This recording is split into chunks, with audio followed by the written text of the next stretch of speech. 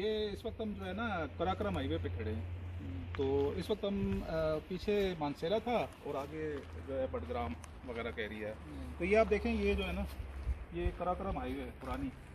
तो ये भी चाइना की मेहरबानी थी कि 80s में उन्होंने हमें बना के दे दी। और अब उनका नया तोहफा ये नीचे देखें, ये हज़ारा मोटरवे सीपेक का हिस्सा है जो सबसे पहले बनाई गई। सीपेक क्या वो टेक्नोलॉजी में सोच भी हमसे बहुत आगे से हैं। असल में हम लोग पीछे ही हैं। हम लोग हमेशा पीछे ही रहे हैं।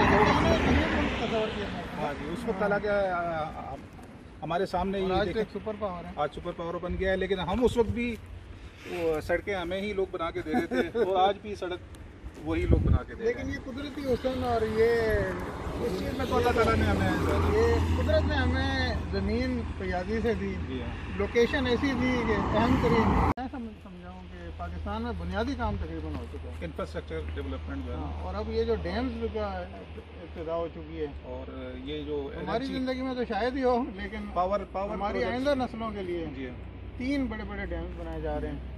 और ये बुनियादी इंफ्रास्ट्रक्चर खैबर पख्तूनख्वा में तो ऐसी ऐसी सड़कें बन गई हैं जो कुदरत के खूबसूरत हसीन नज़ारों को स्वाद मोटरवे भी इसमें सारी दुनिया के लिए एक्सेसिबल बना रही है। स्वाद मोटरवे, पेशावर मोटरवे, हज़ारा मोटरवे, और मतलब सड़कों की कमी नहीं है। और कुदरती हुस्न को अल्लाह ताला ने जिसने कैसा दिया, इस इलाके को देखें, स्वादी को देखें। अब हमारी हुकूमत का ये है कि माहौल ऐसा देना, हमारी इस्टेब्लिशमेंट या जो भी।